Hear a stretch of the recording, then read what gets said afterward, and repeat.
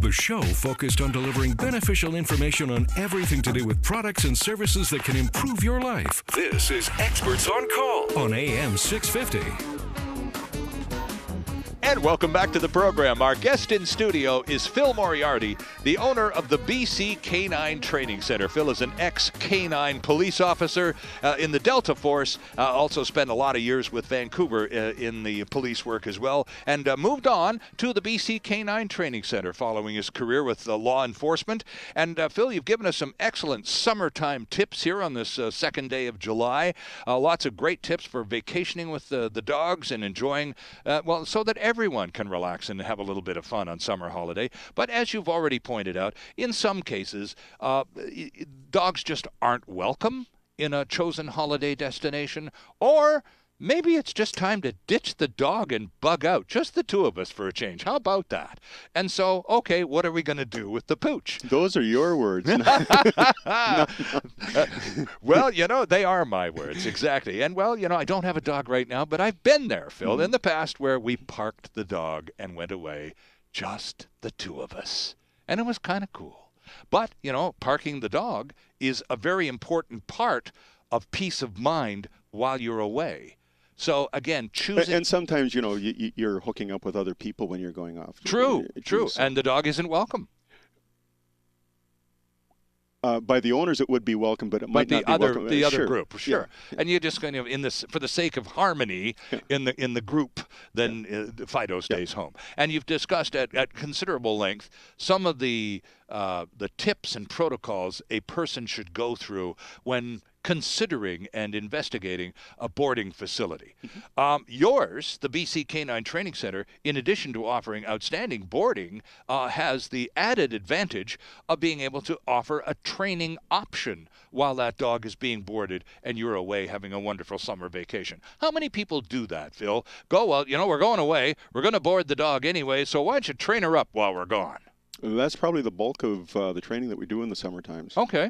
Is when people have their dog and they take the opportunity, if their dog is going to be there for a couple of weeks and sometimes a month or more, they'll take the opportunity to have it trained while they're there. Okay. Now you have two types of training, inboard and outboard. Explain the difference, please.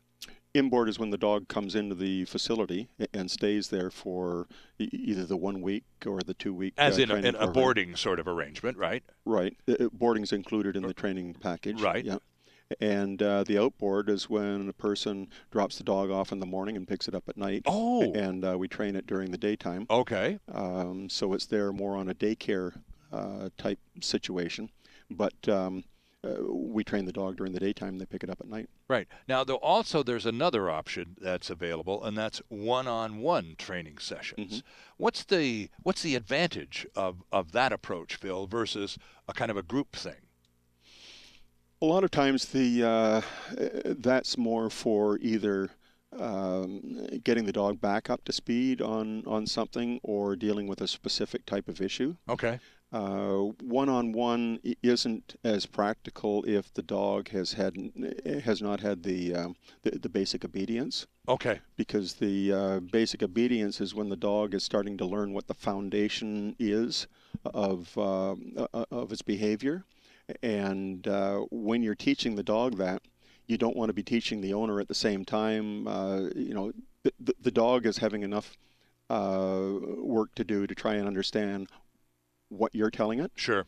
And if the owners aren't giving it the corrections right or the instructions right, and they haven't got the muscle coordination down yet, you're going to be confusing the dog, so it's going to take them longer to learn the same thing than if it was, we're training the dog and then we're going to train you what the dog knows. What did you mean by muscle coordination? Well, a lot of people think that dogs just listen to commands, sit, sit, sit, sit, sit. Right. Come here, come here, come here, come here, come here, and repeat, repeat, repeat. And the dog doesn't do what you ask. Dogs read body language. And lots of times the people will ask the dog to come to it, and they're moving at the same time. So now you're asking the dog to come to a moving target. Right. So you're changing the goalpost. Okay, what do I do when I get to you? Right. if we're going to keep moving, then I'm just going to keep moving. Or you ask the dog to sit. The dog doesn't sit right away, so now you move around, and so it's just a whole lot of body language that people don't realize that they're confusing the dog about. Right. So there's as well as the proper way with the leashes. This is the muscle part. Okay. Right. Well, that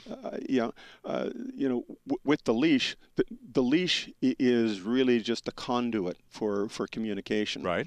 And once the dog is trained, you really shouldn't need the leash unless you're going to give the dog a correction. Because if the dog is doing what you're asking, the leash is going to be loose. Right.